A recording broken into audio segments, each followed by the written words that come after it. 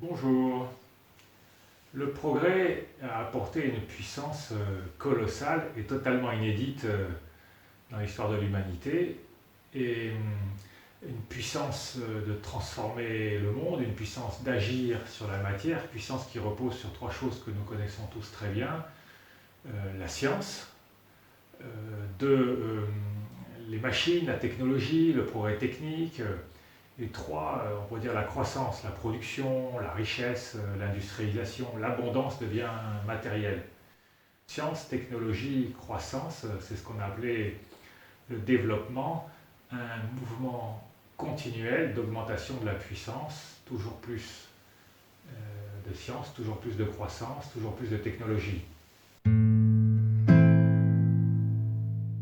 Est-ce que cette puissance est une fin en soi? Est-ce qu'il faut rechercher la puissance pour la puissance et ça suffit?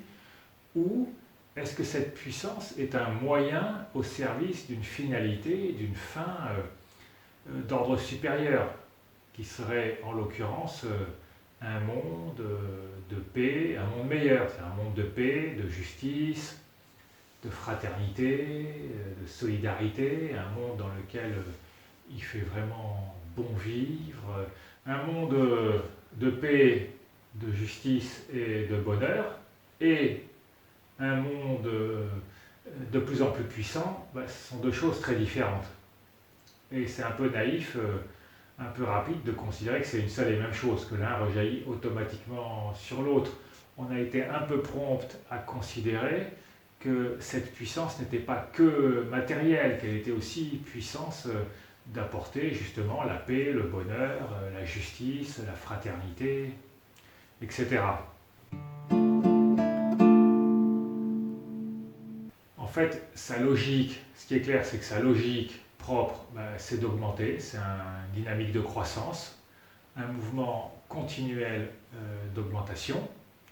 Après, que ça fasse le bonheur ou le malheur de l'humanité, que les êtres humains soient heureux ou malheureux, qu'ils soient bons ou cruels, que ça serve la démocratie ou la dictature, je dirais c'est pas son problème. Ça dépend dans quelles mains elle tombe, ça dépend des aléas chaotiques de l'histoire. Alors on peut se demander pourquoi une telle puissance, pourquoi des années, des siècles, deux ou trois siècles de développement, pourquoi des progrès aussi considérables de la science, de la technologie, pourquoi un tel enrichissement, une telle croissance, une telle industrialisation, une telle abondance de biens matériels, de telles possibilités de confort n'ont pas apporté un monde de paix, de bonheur, etc., un monde sans difficulté, comme on l'espérait au départ. Pourquoi ça n'a pas marché aussi bien que prévu? Alors on peut évoquer quelques-unes des raisons principales.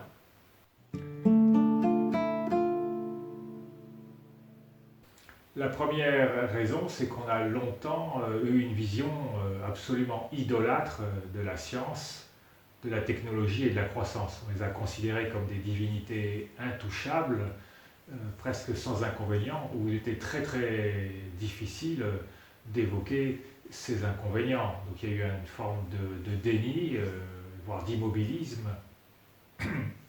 Un exemple paroxystique, ça a toujours été comme ça, enfin, un exemple très actuel, c'est le réchauffement climatique. On voit bien que le réchauffement climatique est généré par cette puissance, c'est que d'abord il y a eu un énorme délit, ça n'existe pas, ensuite une minimisation, et aujourd'hui on l'admet, mais à condition que ça ne nous diminue pas notre puissance, que ça ne remette pas en cause le développement, que ça ne ralentisse pas la croissance. Une deuxième raison, c'est que cette puissance, c'est une puissance matérielle. Or, ça ne fait pas tout. On peut se demander jusqu'à quel point notre société et notre civilisation est obsédée par le bien-être matériel et comment une société, une civilisation obsédée par le bien-être matériel pourrait créer le paradis sur Terre. C'est trop naïf.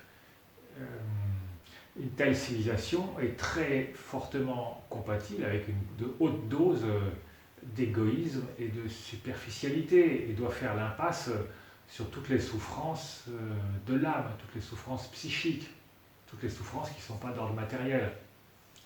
De plus, l'obsession de la croissance, du bien-être matériel, véhicule facilement une vision appauvrie, assez pauvre de l'être humain, comme si c'était un consommateur qui n'aspire qu'au confort et à la sécurité. Et quand on voit l'être humain comme un consommateur, il n'y a qu'un pas à franchir pour le voir comme un objet, c'est-à-dire lui donner le bien-être matériel et le maltraiter d'une autre façon. Au départ, c'est un projet humaniste. La croissance, l'enrichissement, la production, enfin tout le développement devait sortir l'humanité de la misère, ce qui a été fait en partie au moins en Occident. Et comme ça, par exemple, plus aucune jeune fille n'aura à se prostituer pour ne pas mourir de faim. Mais on voit bien en même temps que l'exigence de croissance transforme facilement les êtres humains en objets ou peut conduire à de l'exploitation. Pour qu'on ait nos smartphones, par exemple, à des prix raisonnables, il y a des enfants qui travaillent à la sortie des mines en Afrique, et puis tout le long de la chaîne de production, des mines Afrique à l'assemblage en Chine, il y a des adultes qui travaillent dans des conditions proches de l'esclavage.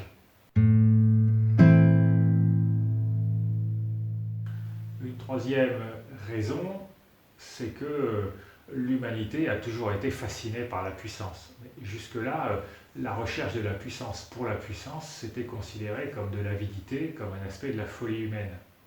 Sauf que là, comme c'était associé au développement et au progrès, cette puissance a joui d'un prestige incroyable, infini, sans limite, sans aucun garde-fou. C'est la différence entre le mot développement et le mot puissance. Le mot développement ne le fait pas sentir. On a l'impression que toujours plus de développement, c'est bien. Mais la puissance, toujours plus de puissance, finalement, on aboutit à la toute-puissance. Et des manifestations débridées et meurtrières de toute puissance, il y en a eu et il y en a encore beaucoup. Que ce soit l'impérialisme, le colonialisme, le totalitarisme, mais aussi la recherche insensée du profit pour le profit, la destruction de la nature et bien d'autres formes.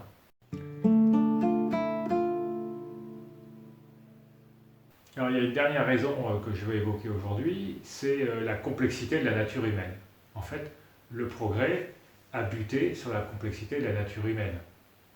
Ou si vous voulez un raccourci, c'est pas le progrès qui a transformé l'humanité, la rendant meilleure qu'elle n'est, c'est l'humanité qui a transformé le progrès, le rendant moins bon qu'on croyait. Ou, pour le dire très simplement, on ne fait pas disparaître la souffrance, la violence, l'illusion, la peur, l'avidité, l'égoïsme, etc., etc., de la surface de la Terre. Et c'est certainement pas un peu plus de croissance, un peu plus de technologie qui le fera disparaître. Ce sont des dynamiques, des forces profondément enracinées dans la nature humaine. Pour prendre un exemple actuel, ça n'a pas fait disparaître la prédation sexuelle. Alors aujourd'hui, la parole se libère, mais qui est accusé? Ce sont des personnes, des grands artistes, des politiciens, des personnes qui ont eu tout accès au progrès, au confort, à l'instruction. Il y en a même certains qui avaient des idées très sophistiquées sur la justice et la solidarité. Le problème est beaucoup plus profond.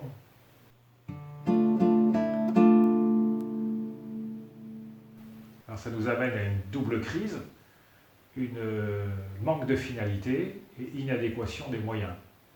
Manque de finalité, ça veut dire qu'on ne sait pas où on va, que la question dans quel monde voulons-nous vivre, elle se pose et puis on ne voit pas une réponse globale bien claire. En tout cas, si on veut trouver une réponse, il faut se poser la question, qu'est-ce que c'est être vraiment heureux? C'est ça qui va donner la direction. Et inadéquation des moyens, ça veut dire que pour aller dans cette direction, quels moyens on va mobiliser? Et juste plus de croissance, plus de technologie, ça ne suffira pas. Il faut des moyens qui soit à la hauteur de la complexité de la nature humaine. Et là, la question qui se pose, c'est quelles sont les causes profondes de la souffrance, de la violence, de l'illusion, de la peur, etc. Donc, deux questions.